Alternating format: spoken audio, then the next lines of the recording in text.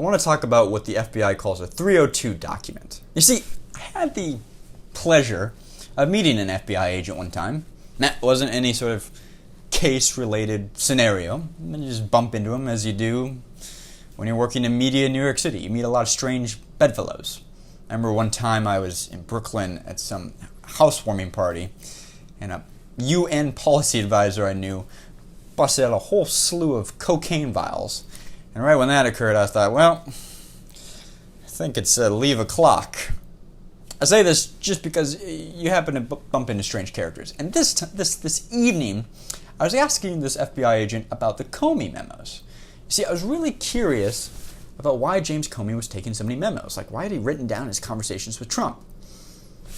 For me personally, I'm the Lil Wayne of media journalism. It's all here. I never take any notes, for better or for worse. But I found it fascinating that Comey had taken notes about Donald Trump, and so I asked him about it. And he told me, oh no, that's standard operating procedure. It did not surprise him at all that Comey had taken notes after talking to Trump. And the reason why is something called a 302 document.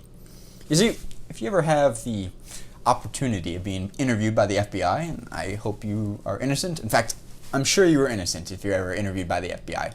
But if you find yourself being interviewed by the FBI, you will find that they will talk to you very casually. Often it'll be in pairs of two. One person will be talking, and another person will be taking notes. Little notes, handwritten notes. And the reason why they do that is because later, those notes will be turned into something called an FD-302, which is a legal binding document that is the official transcript of what occurred between you and the FBI. The official transcribed conversation between you and the FBI agent. Now, already, if you're somewhat intelligent, you might think, this is a problem. Hopefully they type up these memos immediately afterward. Well, you would be wrong. Often, the FBI are not required to type up these memos in any sort of time frame. You may have a discussion with the FBI, they may take notes, and then months later they may type up their notes and their memory of what occurred into the official transcript, the 302 document, and then that gets entered into court, if you're ever called to testify about whatever court proceeding or court case is taking place. That will be the official transcript of what occurred between you and the FBI agent. The guy's notes and his memory. Nothing else. And in the unlikely but unfortunate scenario that you're sitting there in court and you find you disagree with what is on that 302 document, that you say, that's not how I recall that conversation going at all, you have a major problem. Because essentially you only have two options.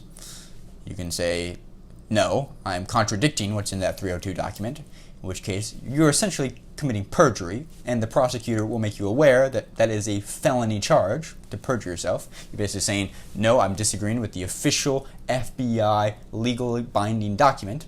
So what, you're basically lying under oath.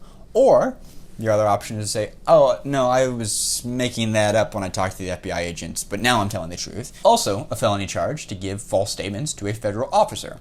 You have no good options. You are stuck now to whatever that FBI agent recalled and whatever's in their memos as being the official conversation between you and the FBI agent. So, record your interactions with the FBI. Now you might think, this sounds archaic. That's crazy. What the heck is this? They're really just taking notes? Yes, indeed. And in fact, in 2006, the FBI actually did a little internal investigation to decide whether this was a good procedure. And they found, yeah, so let's stick with the memo thing. This is working out just fine for us. In fact, the FBI's only policy advice was that unless we bring in a witness for questioning, like we actually haul them in to a questioning room in an office, then maybe we'll just record it, but otherwise, don't record it. Just keep doing the memo. Just keep doing the 302 option. This is working out great for us. And part of the reason why it works out so great for the FBI is because it's almost impossible to get a hold of during discovery. You see, let's say you talk to the FBI and you don't record the conversation, and you're not thinking on your feet well enough to realize I should shut up and get a lawyer. So you talk to the FBI, and then they leave. And then you realize, you come to your senses, and you think, oh, I should probably consult a lawyer. So you call a lawyer, and that lawyer, your defense attorney, says, okay, well, let's try to figure out what there was a conversation about. And they'll fire a motion for discovery. Well, the problem with the motion for discovery is that it's almost impossible to get a hold of these personal FBI memo notes. It just doesn't occur, and the FBI is well aware of it.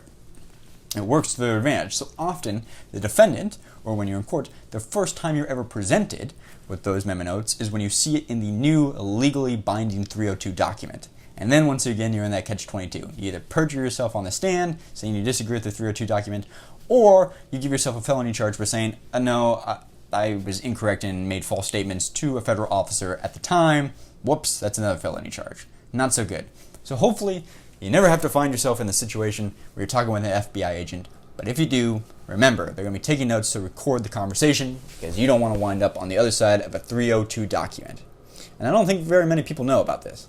So hopefully, a little bit of information out there on the internet about my problem with 302 documents and why you might want to be scared about them. They certainly scared me when he was telling me about them. Anyway, if you found this interesting or insightful, click like, subscribe, much appreciated. See you guys tomorrow for another daily journalism video. Bye.